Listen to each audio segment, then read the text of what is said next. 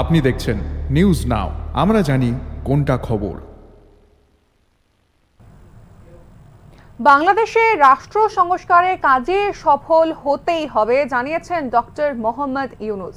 তাদের লক্ষ্য উদার গণতান্ত্রিক বৈষম্যহীন অসাম্প্রদায়িক বাংলাদেশ গঠনের।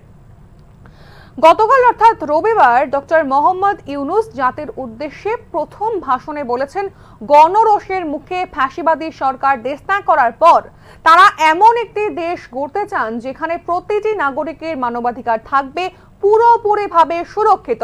তাদের লক্ষ্য একটি উদার গণতান্ত্রিক বৈষম্যহীন অসাম্প্রদায়িক বাংলাদেশ গঠনের।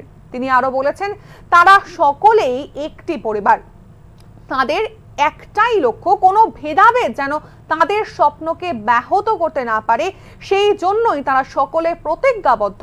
গতকালকে কি বলেছেন ডক্টর মোহাম্মদ ইউনূস শুনবো। যে দুঃসহ ঘটনা ঘটানো হয়েছে তার স্বচ্ছ তদন্ত করতে জাতিসংঘের মানবাধিকার কমিশনের প্রধানকে বাংলাদেশে এসে তাদের তদন্ত শুরু করতে আমরা আমন্ত্রণ জানিয়েছি। তদন্তের এই প্রক্রিয়া এই সপ্তাহে শুরু হবে। তাদের প্রথম দল ইতিমধ্যে এসে গেছে।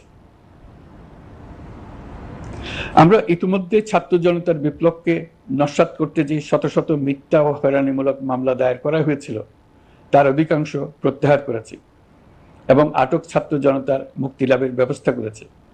পর্যায়ক্রমে মিথ্যা ও গায়েবী সকল মামলার ক্ষেত্রে অনুরূপ ব্যবস্থা গ্রহণ করে মানুষকে দুঃসহ ভোগান্তি থেকে মুক্ত করা হবে। ন্যায় বিচার নিশ্চিত করতে গণঅভ্যুত্থানের তরুণ তরুণী, শিক্ষার্থী, বয়স্ক, বৃদ্ধ, পুরুষ, মহিলা সবাইকে সালাম জানাচ্ছি। আসসালামু আলাইকুম। আপনাদের সবাইকে ছাত্র জনতার বিপ্লবে সিক্ত নতুন বাংলাদেশে স্বাগত জানাচ্ছি।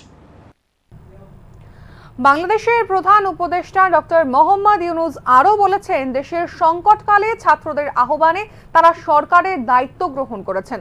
কখন নির্বাচন হবে সেটা সম্পূর্ণ রাজনৈতিক সিদ্ধান্ত, সেটি তাদের সিদ্ধান্ত নয়। আইন শৃঙ্খলার ক্ষেত্রে জনমুখী ও দলীয় প্রভাবমুক্ত ও জবাবদিহিতামূলক কাঠামো সৃষ্টির লক্ষ্যে পুলিশ কমিশন গঠন করা হবে বলে উল্লেখ করেছেন তিনি। এর পাশাপাশি তিনি আরো বলেন, জাতিসংঘের তদন্ত প্রতিবেদন, দায়িত্বপ্রাপ্ত সমস্ত সংস্থা ও জনগণের সঙ্গে মত বিনিময়ের মাধ্যমেই কমিশনের নেতৃত্বে প্রয়োজনীয় সংস্কার করা হবে।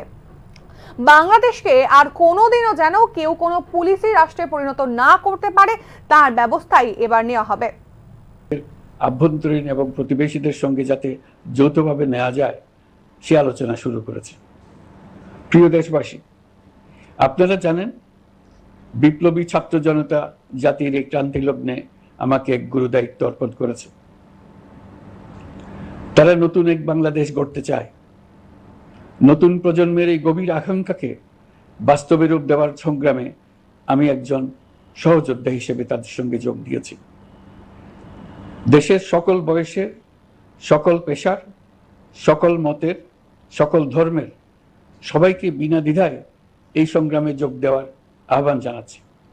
প্রিয় দেশবাসী, লক্ষ লক্ষ শহীদের রক্তের বিনিময়ে এবং লক্ষ লক্ষ মা বোনের আত্মদানের বিনিময়ে যে বাংলাদেশ আমরা পেয়েছিলাম তা ফ্যাসিবাদ এবং সুযোগ ব্যবহার করার কাজে এগিয়ে আসতে আহ্বান জানাচ্ছি। গণরোষের মুখে ফ্যাসিবাদী সরকার প্রধান দেশ ত্যাগ করার পর আমরা এমন একটি দেশ গড়তে চাই যেখানে প্রতিটি নাগরিকের মানবাধিকার থাকবে পুরোপুরি সুরক্ষিত। আমাদের লক্ষ্য একটাই, উদার গণতান্ত্রিক বৈষম্যহীন অসাম্প্রদায়িক বাংলাদেশ। আমরা এক পরিবার, আমাদের এক লক্ষ্য। কোনো ভেদাভেদ যেন আমাদের স্বপ্নকে ব্যাহত করতে না পারে সেজন্য আমরা প্রতিজ্ঞাবদ্ধ। বর্তমান সরকারের দায়িত্ব গ্রহণের মাত্র 2 সপ্তাহ শেষ হলো। কর্মযাত্রার প্রথম পর্যায়ে রাষ্ট্র সংস্কারের কাজে আপনাদের কাছ থেকে যে সমর্থন পাচ্ছি সেজন্য